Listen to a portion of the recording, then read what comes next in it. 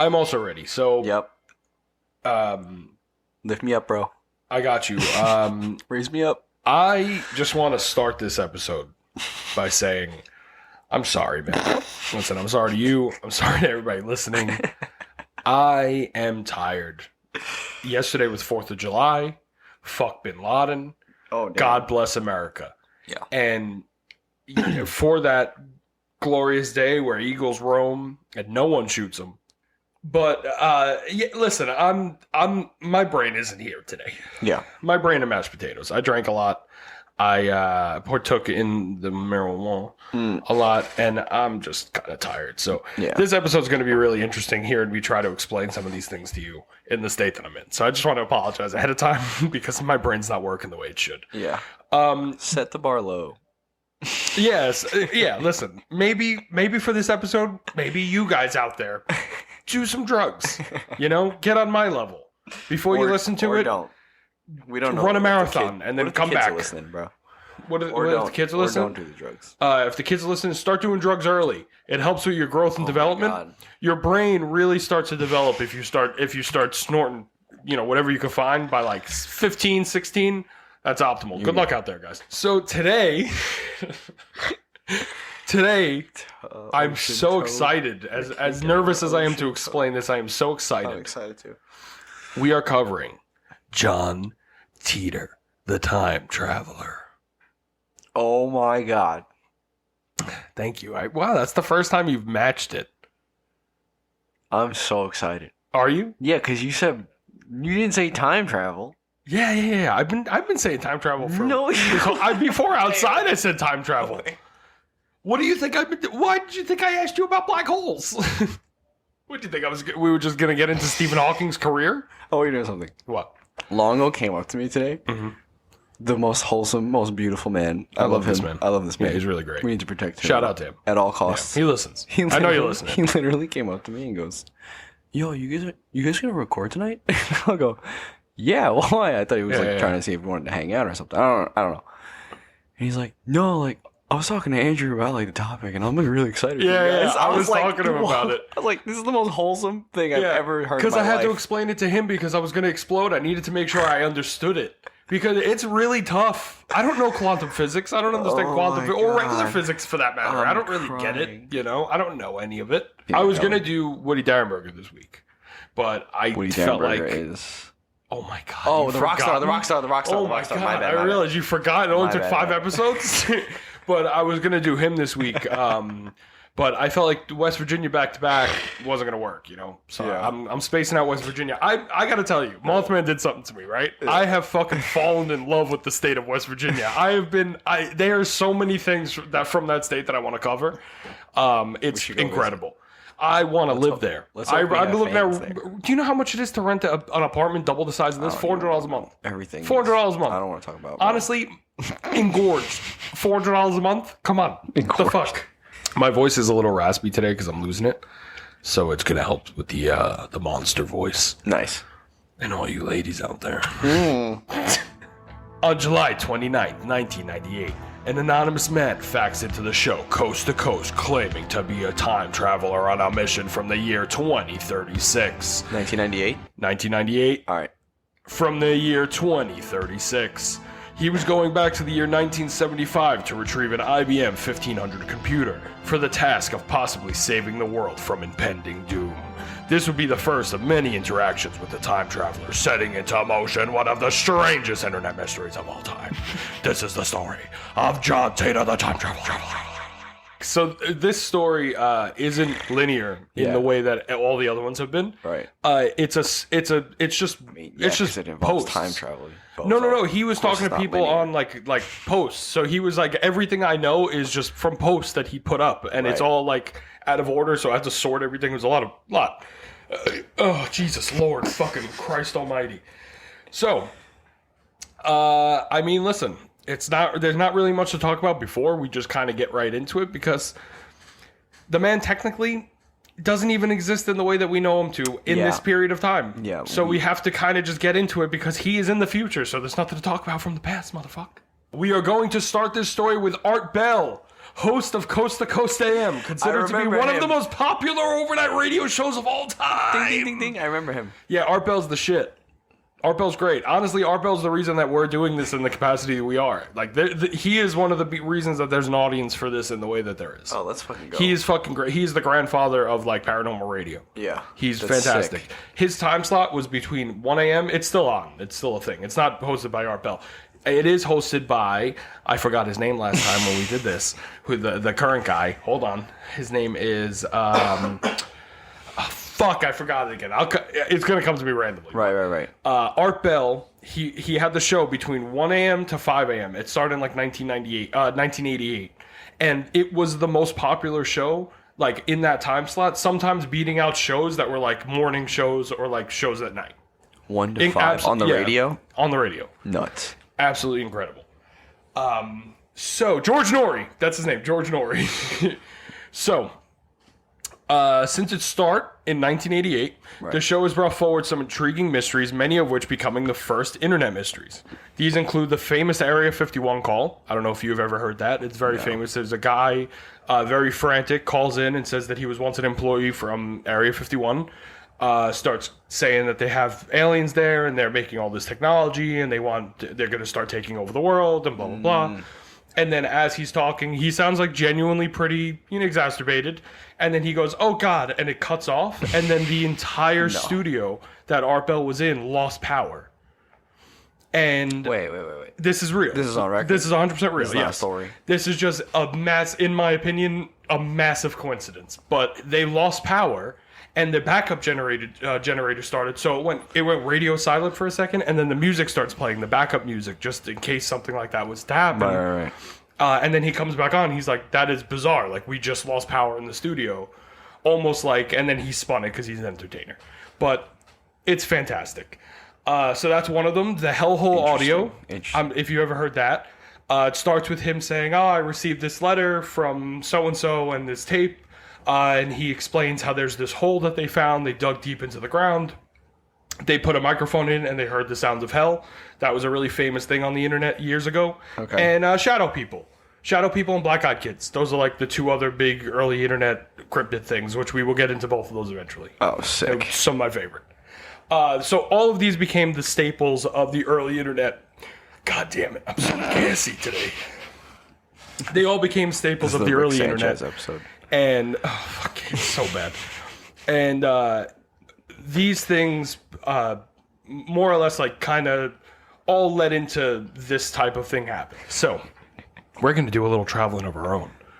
Let's get into our time machine. Bleep, bleep. I didn't even open the door yet, you say. What are you doing? Let's get into our time machine. Yeah. That's the door opening. Get in. All right, the door's closed. And now, we're going back in time, right? We're going to... This was off the rails. July 1988. This was off the rails already. Go ahead. You ready? Yeah. Art Bell was hosting an episode about time travelers and having fans call in and play along. And that was kind of the thing, right? Right. He would put a topic out, and then sometimes he would get genuine inquiry. Sometimes it would just be people fucking around. But it kind of made like this whole general fun mystique about the radio show. Right. Because people would call in and say things, and, you just suspend your disbelief the same way you do when you listen to something like this, or, you watch a movie, whatever. And it would just be interesting because you'd be like, oh, well, what if they are actually time travelers? Right. He would soon, during this broadcast about time travelers, receive 2 faxes believed to be sent by John Titor. You got mad at me for a Green Brier ghost. Fuck you.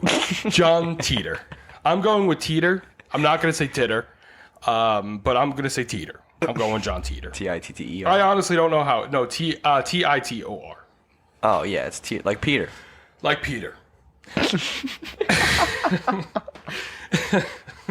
The first one reads as follows, being the first fax. Now, this is from the perspective of Art Bell reading it.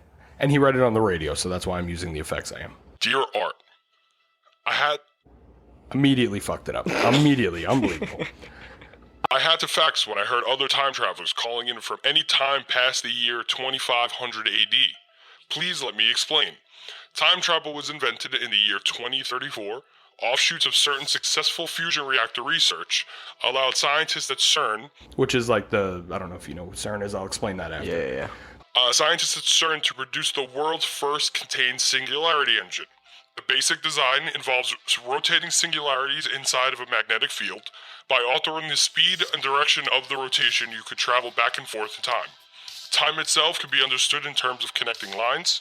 When you go back in time on your original timeline, when you turn the singularity engine off in the new timeline, a new timeline is created due to the fact that you and your time machine now exist in that moment in time. So more or less, like, if you were to travel back right now to 1980, right? In the year 1980, you weren't there.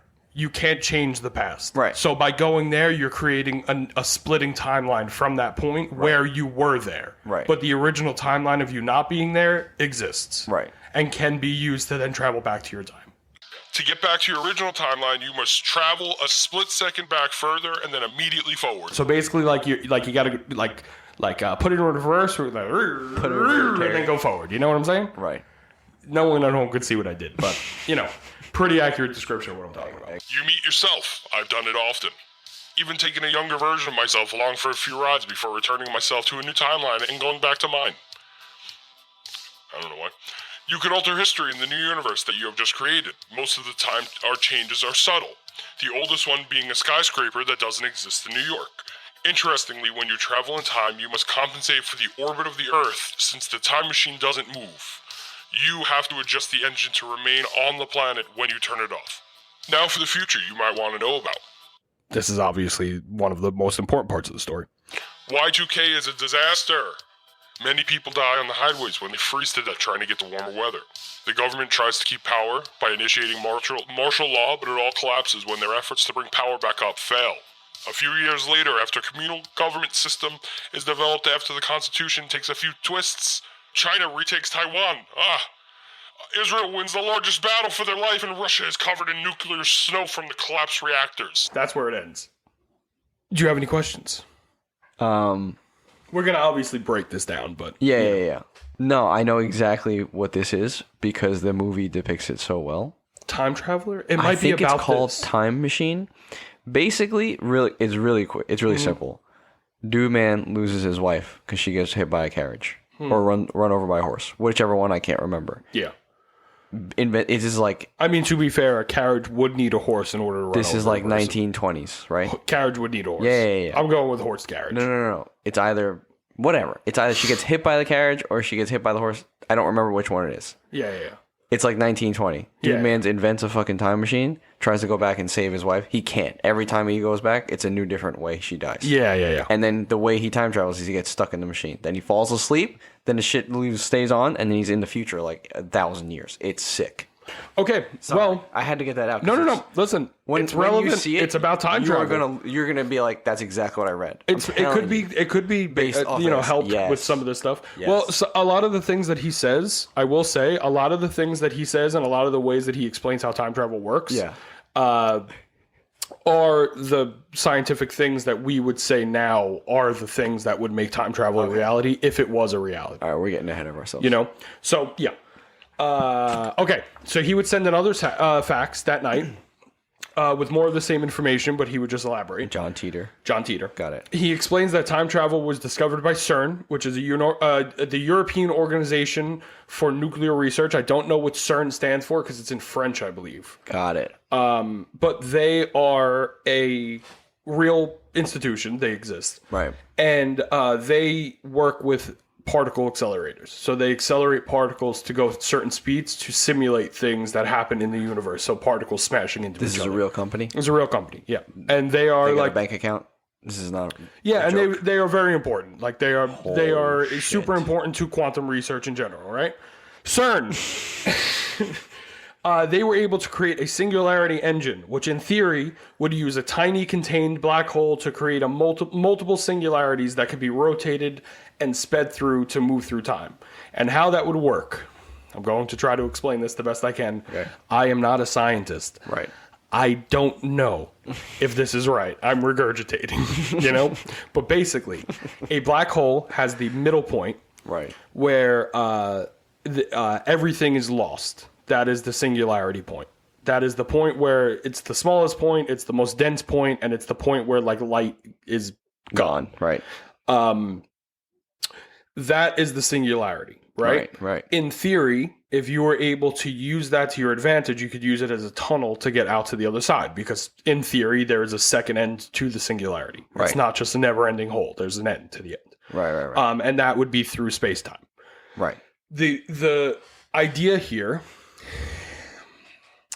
is that you're creating a small enough black hole to more or less make a singularity big enough for you to just kind of walk through, but in a device that would let you do that. Right. So yeah, I believe for lack of a better example, we're gonna say Back to the Future. Right. The DeLorean would be the vehicle, and what they're doing by going the speed that they're going and using the energy from the lightning strike and all that, they are creating a singularity point to travel through. Right. And then they're coming out where they would like to.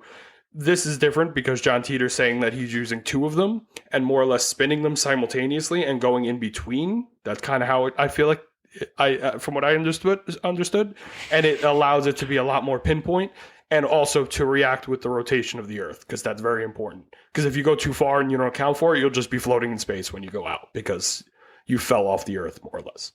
Because you don't move, you're stationary because you're traveling through time. It just registered in my head. Hold on. I'm out of breath. I need a minute. It's a lot to process, you know? You should, if you're a smoker, smoke some weed for this episode. If you're a drinker, take a couple shots. This is a nonsense episode. There's going to be a lot of confusion, a lot of kerfluffles, a lot of bumbling. Unless you're a child. I'm kidding. Anyway.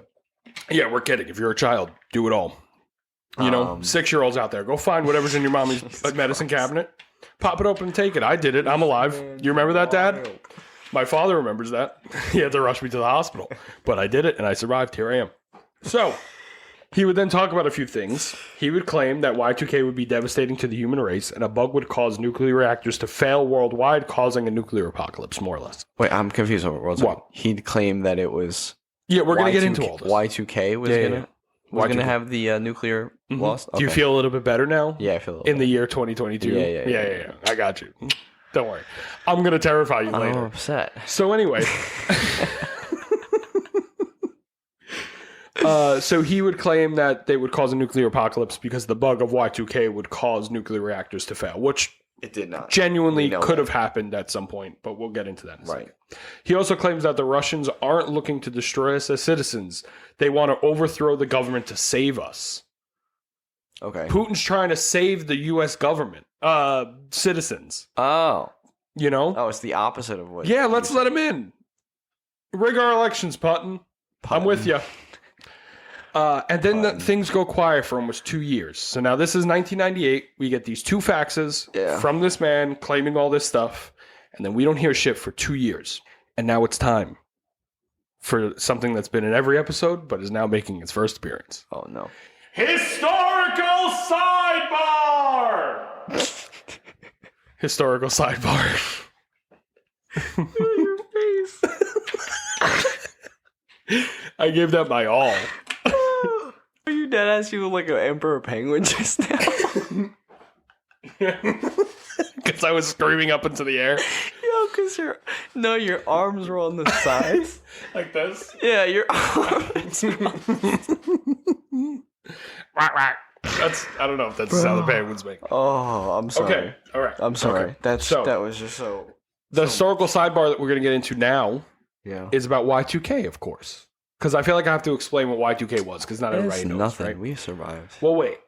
So Y2K, or the year 2000 bug, was a potential bug in operating systems that depended on time. Right. So there are operating systems, most operating systems that we use depend on time. So, for example, computers showing the time from those years usually would just show the last 2 digits. So, for example, November 15th, 1966, the first Mothman sighting, would be shown as 11/15/66. So this represented a problem. The year 2000 would be represented the same as the year 1900. So instead of going from 1999 to 2000, programs would revert back to 1900, and in most cases would crash systems depending on time. This is, which is basically all of the important operating systems were dependent on time. Right.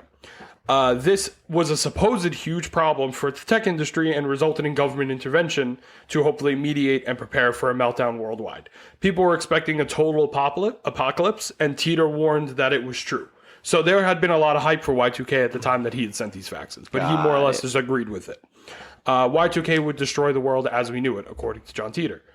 But then the year 2000 came, and basically nothing happened. And through researching this, right, I honestly, for the longest time, thought that this was all bullshit. Like, the Y2K thing was all bullshit. And it really actually wasn't. This was like a thing that people spent like 10 years before trying to avoid. They were able to patch everything beforehand to kind of fix it by the time the year 2000 came. Right. A lot of the hype was just the media riding it. I was like 8. I remember it. Yeah. It was. I don't remember it happening. Yeah, but it was. No, I remember everyone was freaking out, and my dad was like, "It's not that big of a deal." Yeah. I was like, "Okay." But through a combination of hard work, compliance, and total mass panic caused by floods of misinformation, everything was fine, and the damage expected was greatly exaggerated. In total, the issue actually did cost about $300 billion worldwide to fix. That is a fact. That makes sense. Yeah, that's a fuck ton of money. Yeah. And it seems like, I mean, it is a small amount in the world's total amount of money, but that was in established countries using those operating systems. So it was, a little bit more concentrated. It's a project. 100%. Yeah. So now that we understand Y2K is an event, now we could get into the rest of the story. Such a good writer. So interesting. Such a good writer. Post to post. Post to post, my favorite show. Post to post. It's not sorry. It's it was coast to coast. Oh, sorry. Coast to coast, my favorite show. Around the year 2000. Yeah. Several months after Y2K didn't happen, a new username would pop up on new forums, including Art Bell's Post to Post. But mostly, to be fair, there was maybe 2 posts there. I just wanted to include it. It really has nothing to do with Art Bell's Post to Post. It has to do with a forum called the Time Travel Institute, which I've actually had an account on for like 3 years. Funny enough. I'm so surprised. Wow. So I knew that this was the website that John Titor. I actually am on it now just so that I can find where it's categorized. They have like sections for cryptids. They have sections for aliens and stuff, but all of it mostly deals with time travel. And they have an entire section, and it's called the Church of Titor. And it says, discussions from our temporal lord, time travel _0, which was what he went by, and his message from the future about self-reliance and preparedness. Because he did talk to people. He wasn't trying to scare people. I know it sounds like he's trying to like bring doom and gloom, but he's just explaining in the way that a time traveler would, quote unquote. Right. He's just explaining like what is going on at his time, like a normal person would. And that's why people really were drawn to him, because he made it spoke like a fucking person from 1998, He made it seem relatable. He made it seem relatable. Yeah. And as I said, he would pop up using the username time travel _0. And he would go on to post this. This is his first post, okay? Greetings! I don't know why I feel like he sounds like this. A time traveler from the year 2036. I am on my way home after getting an IBM 5100 computer system from the year 1975. My quote-unquote time machine is a stationary mass temporal displacement unit, which I love that fucking term to explain a time machine, manufactured by General Electric. The unit is powered by two top-spinning dual positive singularities that produce a standard offset Tipler sinusoid. That's not a word. I will be happy to post pictures of the unit. That's not a word. Did you hear what I said at the end? Yeah. I will be happy to post pictures of the unit. Yeah, He's talking about a time machine, right? Right. Yeah, and he fucking posted pictures of the time machine. Well, what did it look like? His was made in like a 75 Chevy or something. And he posted pictures, but like, I'm going to be totally honest with you. Look at the pictures. They're fucking nuts. It looks like a legitimate time machine inside this thing. But he would go on to show like sections of the thing and explain what it was with blueprints, black and white blueprints that he uploaded. And people were like, yeah, it kind of like, by what we know of, it somewhat adds up, right? Absolutely nuts. So he would go on to post several detailed photos of not only his entire setup, but also plans for the time machine itself. He would then explain that his timeline was only about 2.5% different from the point that he arrived going on from his own time. So he was able to, it's like 2.5% difference. We're talking about from that point to the end of the time. So that's like a significant amount of time that could be changed. Right. So even though 2.5 is a small number, that would go on to explain, if this is real, how Y2K wasn't an incident and all of the things that he talks about could happen that didn't happen. The reason they didn't happen was because this man came and told us ahead of time. Correct. And kind of changed time by mistake for us. Right? So we have his post. We have his intro to the world. But who's John Titor? Who is he? What do you think? Who is he? Uh-huh. I mean, are you asking me if I think he's a time traveler? No. I'm asking you, who do you think he is in his time? What he does, what his profession is, all that stuff. Oh, what is his day job? Yeah. Got it. You make that clear. Sorry, I'm a little, What is his day job? Yeah. A janitor. No. Wow, that's totally off. I was expecting like nuclear scientist or something like that. You said janitor. Yeah. Wow. I thought it was like the most you're random wrong. thing. Yeah, no, he's not a janitor. All right. So he's smart. He's very smart. Mm-hmm. All right. If he's very, I don't know. I mean, I would assume right, he's a time traveler. Yeah, but what if in that timeline, time travel is so fucking simple that anyone has it? Bingo, my friend. Right. Yeah, it's kind of how he explains it. Right. Yeah. Well, so he sort could of just be a janitor. He's not, though. You're wrong. So wait, but if you're a time traveler, can't you just fucking have infinite resources? You could just go to places and steal things and take money. And... Yes, but there's still. I mean, you could technically do that right now. We could go outside and steal everybody's money, and as long as we're good about it, we can get away with it. But right, but you could. There's like a moral aspect of not doing that. People in the future, just because time travel is invented, don't just lose morality totally. Right, but I'm saying like if you wanted to, make a lot of money, and we're gonna get into this. I asked what his profession was. I didn't ask about the morality of time travel. Okay, when we get into it, you'll understand why he's not stealing from all these fucking people. All right. Guess what he did? He was a U.S. soldier out of Florida. Yeah, that makes sense. Florida? Yeah. All right. That's my favorite detail, though. Yeah. Once you said U.S. soldier, I was like, Well, I'm going to blow your mind a little bit. But Florida man? I'm going to blow your mind a little bit. Yeah. We are in the year 2022. We are only 14 years away from this. So him living in Florida isn't a weird thing unless something happens in the next 14 years where Florida doesn't exist. Right. So it's like when you put it in perspective that way, we're closer to John Titor now than we were in 1998. Oh, yeah, no. I'm saying it's... to the year 1998. Yeah, it's definitely probable that it's in Florida. I'm saying it's not probable because this is a Florida man talking. Oh, well, no, he was stationed in Florida. He's in Florida with the U.S. military. Yeah. I thought he was a crazy Florida man. No. He's a time traveler. So he was originally sent to the year 1975 to retrieve the IBM 5100 computer, like we said. He claimed he was chosen for this mission due to his family being involved in the manufacturing of the machine back in the 70s. And the way that he kind of makes it sound is that they sent him because it was his family, so it would be a little bit easier for him to kind of schmooze them over about the fact that he was a time traveler. So they would pick people in the future that were descendants of the people that they were sending to go interact with and have them send it with proof. And then almost like use that as like a way to... Like a bargaining chip. Not even a bargaining chip, a way to kind of get them to understand that they're not going to hurt them or trick them. It's like, look, that is what they're there for. I am literally your kin. Exactly. I'm doing this for us. Exactly. Listen to me. Exactly. Which is very U.S. military. Right. Very U.S. military. Right. So he then claims that he went back to the year 2000 to do two things. He said he wanted to go see some family that was living there at the time to warn them about something that was family related. He didn't get into it. And then the other thing was he wanted to make copies of photos that were lost during one of his future predictions that there was going to be a civil war in the U.S. Don't say anything yet. I know, we are close. But the computer was the most... I wasn't even thinking that. It's insane. But the computer was the most important part. Yeah. And he claimed, this is from John Titor, yeah, it had the ability to read older IBM programming languages in addition to APL and BASIC. So it was able to read the languages that were used to make the programming language it was currently using. Does that make sense? So like I'm using Mac OS, right? Right. Mac OS was made using other programming languages. Right. You can't make something without nothing. Exactly. Right. So in the old days, computers, like in the 70s, computers that were made that way were basic to the point that they couldn't read the language other than what they were using. Because there was a lot going on there. Right. He claimed that there was a system that would debug older computers, like older legacy computers and operating systems and stuff, and the 5100 was the only thing that was able to do that, right?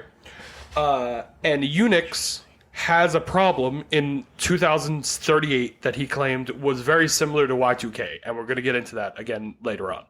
But that was why he was saying he was coming to get this IBM, was because of this very specific debug mode that it had to read older languages, because they needed that to get to the root of Unix to understand why that bug was present. What's Unix? It's another programming language. It's used for like banking systems and a lot of important foundation systems for like our economy and stuff like that. It's very important. Got it. But it is old. So like this was something I found very interesting, actually. I'm going to just read it because I wrote it better than I'm going to recall it now. Yeah. So now this does make sense for a couple reasons. Unix is a very old operating system that's still used, but only for very specific things, like I said. And needing old hardware to do certain things involving Unix isn't totally out of the question. And having old hardware sought out by government-funded agencies isn't out of the question at all.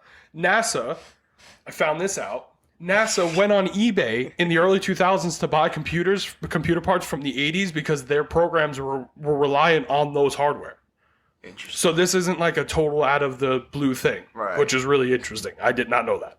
I was gonna say, isn't that more of a reflection of how fucking stupid they spend their money that they don't update their shit regularly? That's really no, because things become dependent on those, because like they're making in-house operating systems. Right. To use to do that. So like they're working with what they have. They're government agencies. So I specifically put government funded because like NASA is famous for not getting a ton of funding for what they need. Right. So they can't just replace shit like that. That's what I'm saying. Yeah, that's like a failure. That's exactly what I'm saying. Oh, that's yeah, a failure yeah. of like Totally our government, because we don't fucking give them any money that they need to do shit. Yeah. So yeah. Basically. That's why everything in the government takes forever. Yeah. To get done. Yeah. Anyway, my bad. All that fucking paperwork. Yeah. Paperwork, more like faker work, am I right? Because of the new Y2K danger of 2038, this specific computer was very sought out. And it was also one of the first portable computers. It was quite small for the time. It was like all-in-one computer. It was pretty cool to look at. I didn't see the car. We need to explain now the 2038 bug. So, in the year 2038, Unix systems would revert back to the year 1900 once again, due to a bug similar to Y2K but a little bit more complicated. Basically, instead of working on the year, we're worried about the seconds counted. So from the year 1900 to the year 2038, it's like 2.7 billion seconds or something like that, right? Right. But because it's a 32-bit operating system, and now, again, if I'm wrong, I'm sorry, but give me a fucking break. Because it's a 32-bit operating system, theoretically speaking, once it hits the bit limit for seconds, the seconds revert back to zero, bringing it back to the year 1900. So it's a very similar bug to Y2K, but a lot harder to explain to the public.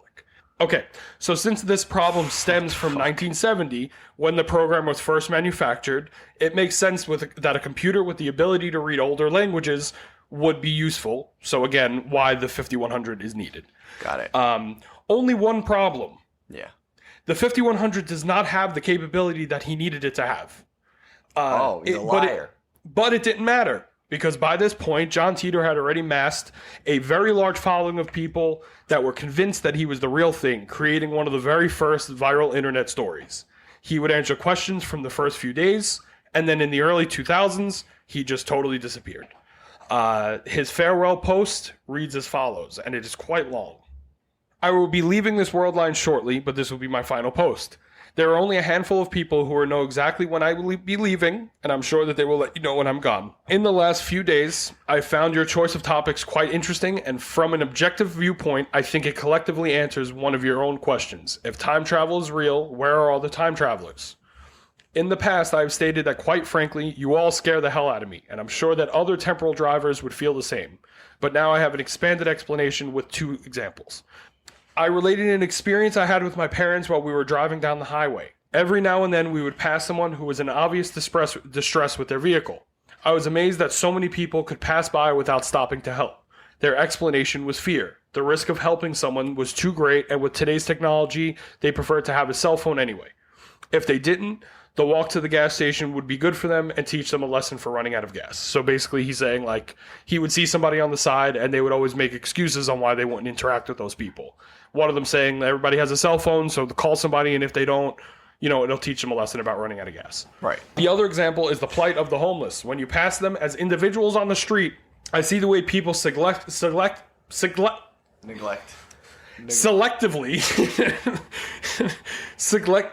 Selectively. I can't say that word. Oh my gosh, selectively.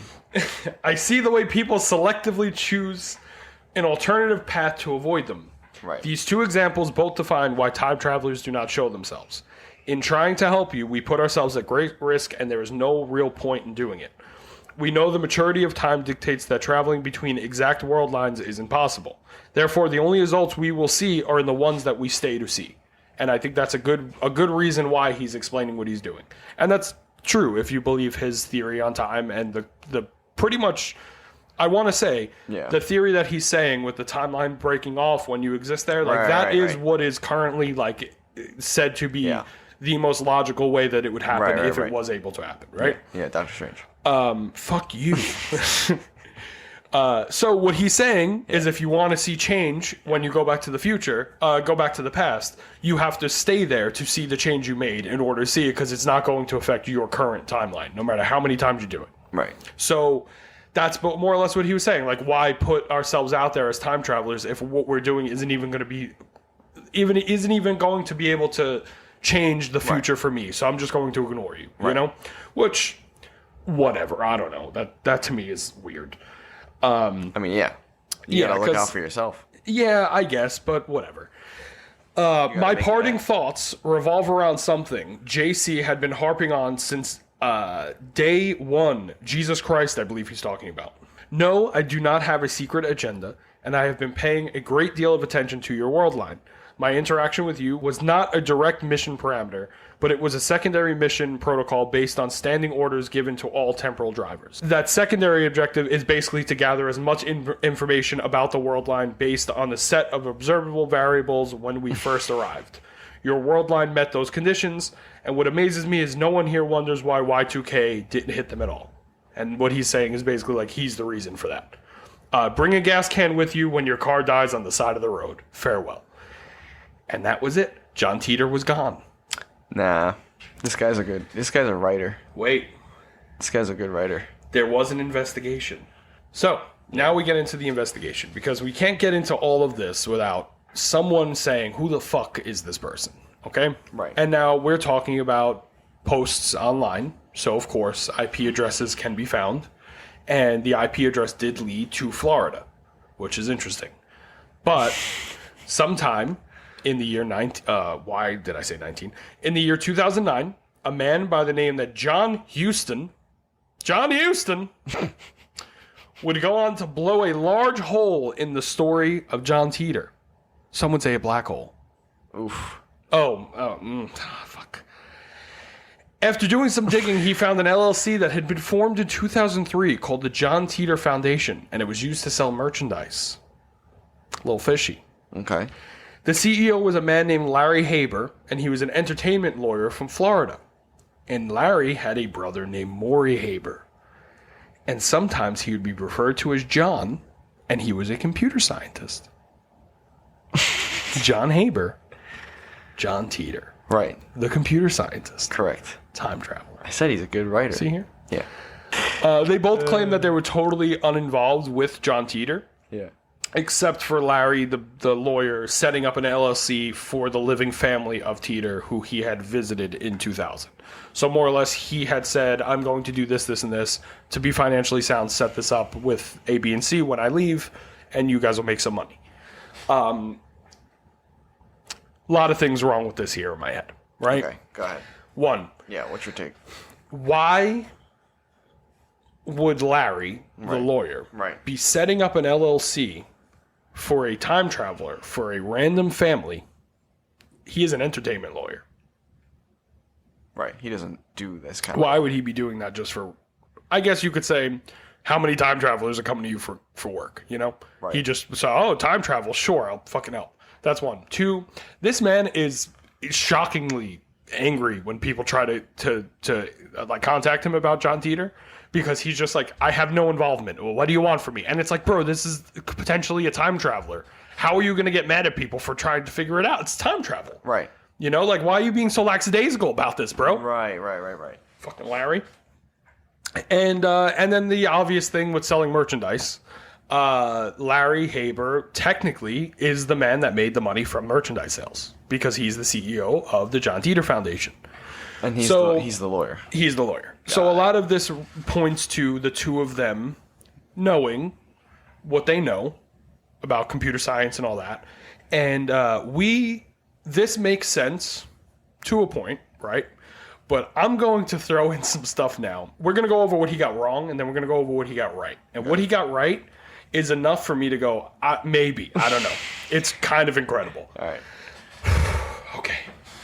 What do you get wrong? What did he get wrong? So now, Maury Haber, like we said, he was a computer scientist. Keep that in mind, right? Yeah. Because even though he was a computer scientist, he would know what he was talking about from the computer aspect of things. But there was something that he couldn't have known that comes up in a little bit. But first, we're going to get into what predictions John Titor got wrong, because that's a lot easier to explain. Right. He explains Y2K, which he explains why it didn't happen. So I guess you could say it's wrong, but to him, technically, he wasn't telling us what was going to happen in our timeline. He was telling us what was going to happen in his timeline. Right. So that doesn't even count. Bullshit. Correct. He was trying to say Y2K was going to be awful. He said that the governments would lose power, and then they would also lose like literal power, like electricity, worldwide. Didn't happen. China will retake Taiwan. Didn't happen, but it's probably going to happen. Yeah. Russia is destroyed and covered in nuclear snow, while also, on the other hand, he claims that they're conquering the U.S. to save their citizens. I don't understand how a country on the brink of like collapse due to nuclear fallout is also invading another country and succeeding, but because that's beside the point. Because he's a Russian soldier in Florida. Who? John Titor. No, he's not Russian. Yeah. Where did you get the Russian part? Because from his perspective, the Russians are saving America. Actually, you're right. Bozo. He would. Oh shit! So wait a minute. Hold on. Technically, he would be a Russian soldier from if he's Florida. But he says he's a U.S. Oh well, I guess the U.S. would be taken by Russia. Oh my God! I didn't even think of that. I just figured that out. Wow. Okay. So I guess he would be. Okay. All right. That's the only logical explanation, dude. He does claim that there's an American Civil War in the early 2000s. So maybe it's easier. Maybe it does get fucked up. And he's not wrong. I mean, there could possibly be an American Civil War. But again, we're going off of the fact that that's his timeline. His timeline, yeah. But he says that a lot of this will happen in its own way here. Right. But which he said, it kind of almost did. Right. Whatever. But when he says 2.5%, of course a lot's going to line up. Yeah, and a lot's not going to. Yeah. And then he claims that there was a nuclear war in 2015 with Russia. And these are things that I want to reiterate. Like, he says that it's not necessarily going to happen on our world line, but he also says if the things that he claims did come true, funny enough, aren't avoided, then these things will happen whether we want them to or not. So that's important. So these were predictions. He was saying that they could happen if A, B, and C isn't met. And now we're going to get into A, B, and C. I'm sorry. The things he got right. Okay, we're just going to pause for a second. What? What? Would you think there was just a random child running around outside? A random Asian child, in the window. Honestly? Why'd you get so nervous? Did you think that your child came to come find you because you're an Asian man? Right. Why did I get terrified? Because every time I'm here, you're trying to fucking terrify me. Oh, and I just look through the window and I see one day I'm gonna hire someone to walk out of this room with like a clown mask. Honestly, if you ever do that to me, there she is again. Oh my! She lives upstairs. Yeah, she's gonna be here for quite a while. So we're gonna get to the things he might have gotten right. Yeah. So first off, we're gonna start with black holes. Again, like I said, we're gonna get back to black holes. The machine was powered by 2 mini black holes, which according to Stephen Hawking's theory in the year 2000 would be impossible, like we said, because due to the point of singularity destroying matter as it enters, it would be impossible for someone to enter it and then come out the other side because they would be destroyed in the process. Right.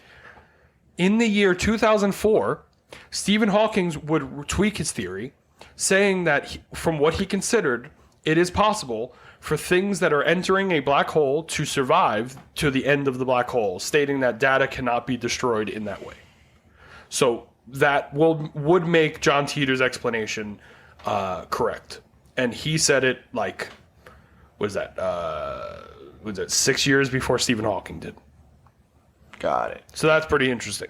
That's the first thing. That's the thing that makes you go, all right, maybe he guessed something. Wait, so just to recap, Stephen Hawking said, yes, you can send matter into it and it'll come out. Yeah, so like light matter doesn't or data? go. Because you said data.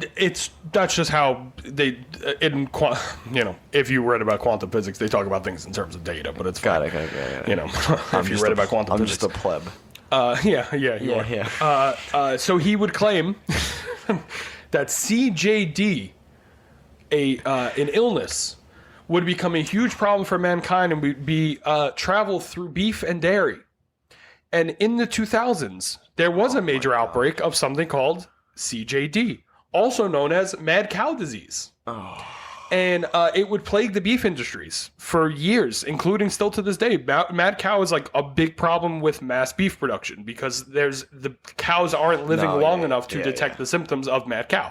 This is really strange and crazy. To be fair, I did put that mad cow disease was discovered in the 20s, so this isn't something new. Right. And there was a pandemic of mad cow going on in the beef industry at that time.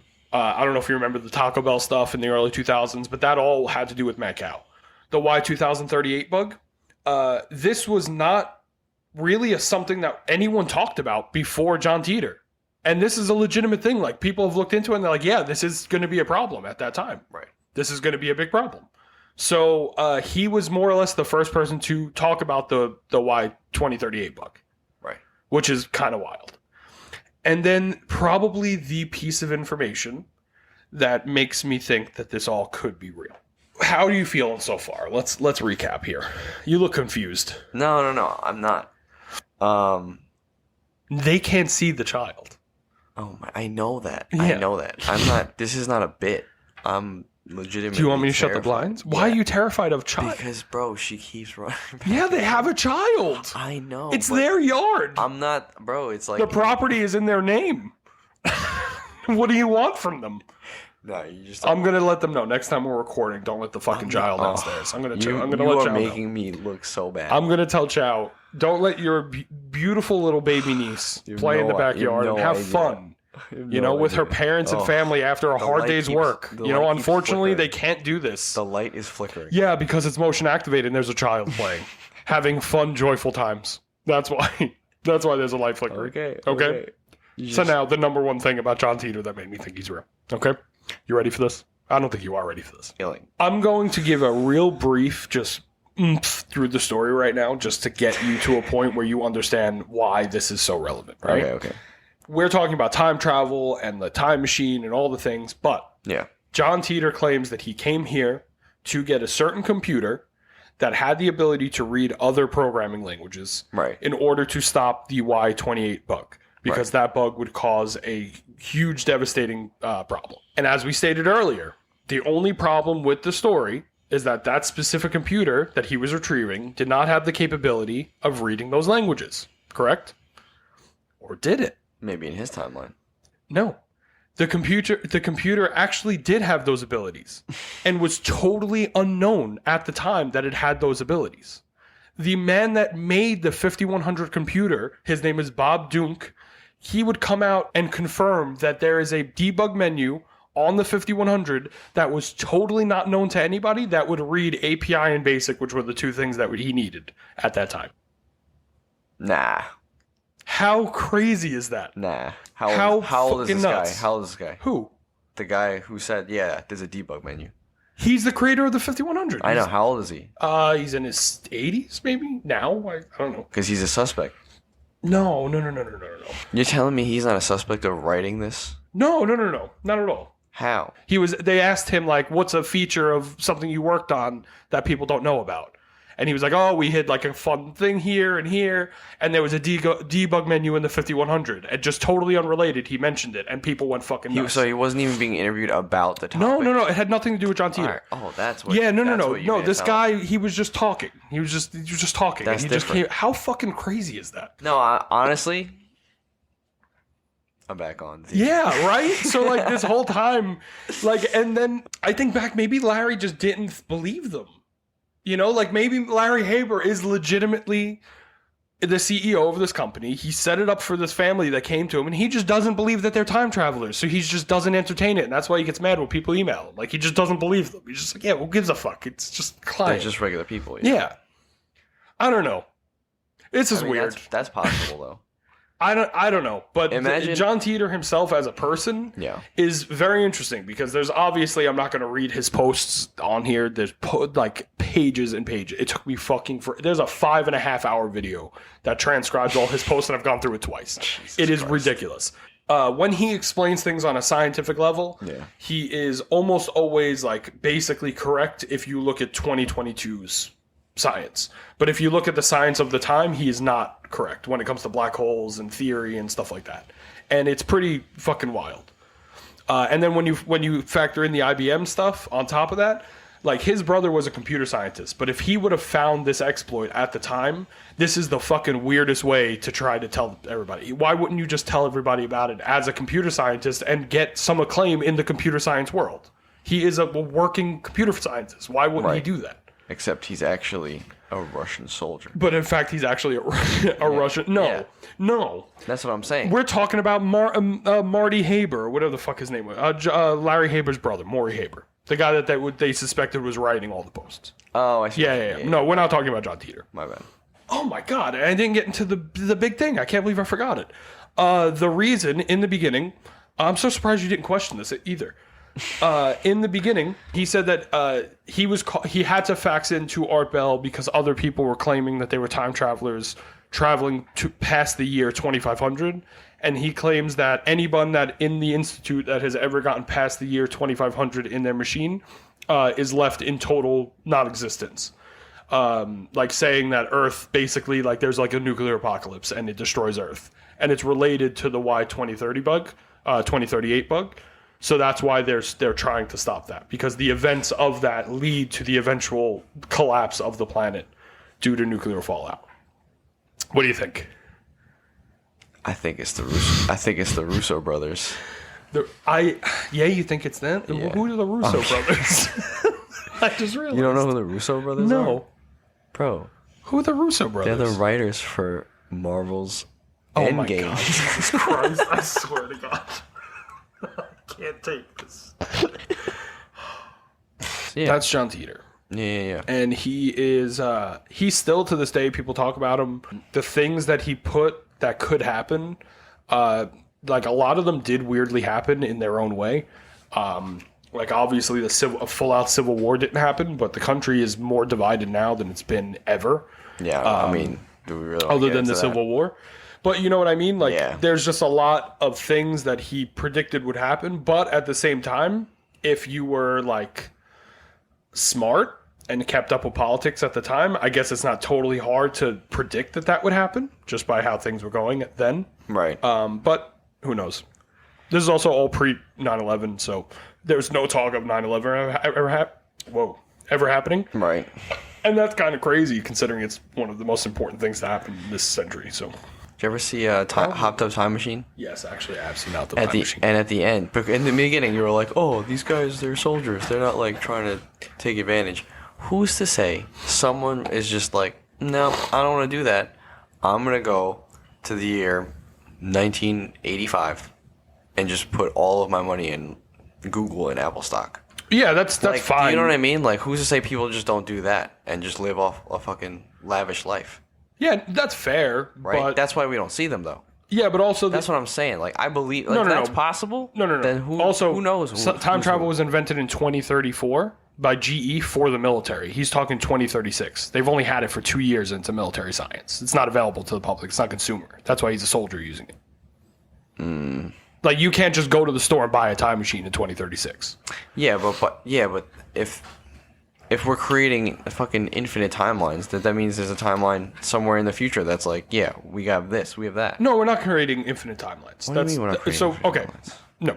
So we're not creating infinite timelines, number one. Oh, man. Number two, by going back, you're creating a timeline. That is not creating infinite timelines. You're just creating one offshoot of that. So it's just a +1 timeline, technically.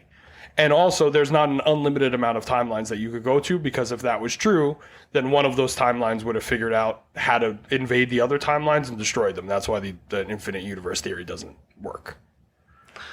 All right, that's a whole nother chapter. Yeah, I'm just saying that's why that doesn't work, because if there was an infinite number of things and there was an infinite number of possibilities, then the possibility would have to exist that one of them would find and destroy all of them before they even got off the ground. You're telling me in this conversation that we're having, yes, your logical brain goes, yeah, there's this thing and I believe it and it is true. All right, well, I guess that's it. John Titor. No, we gotta end it on something else. I definitely buy it.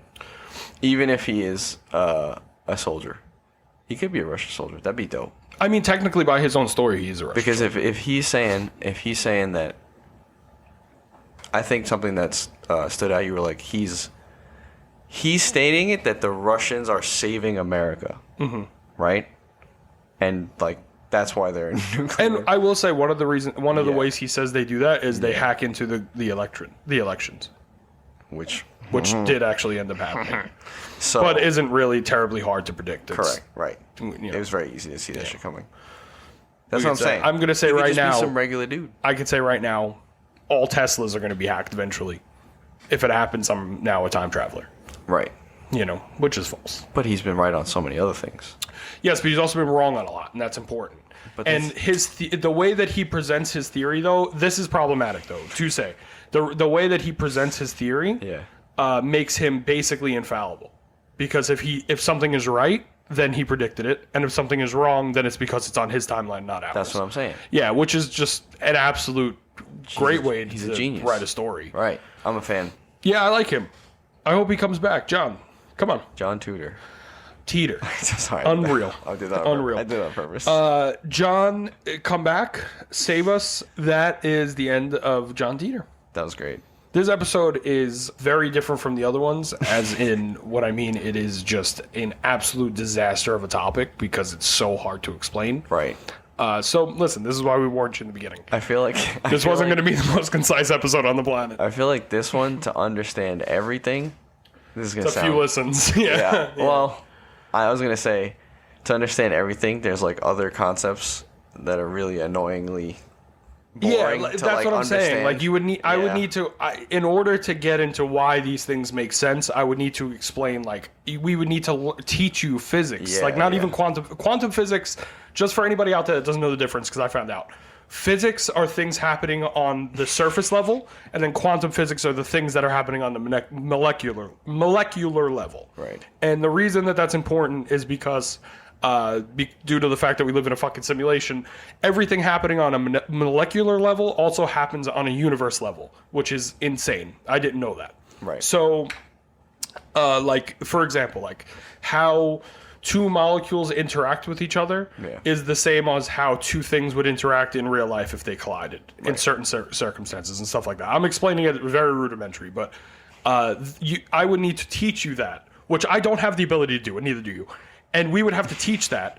And then after teaching that, we have to get into why they're real. Right. And then why it could be real. Yeah. And we're skipping to why it could be real without anything else in the middle. Right, yeah. So it's very hard. It's an Oreo with just the top cracker and nothing underneath it. That's what we're giving you. Right. So let's hope that CERN doesn't take over the planet. I mean...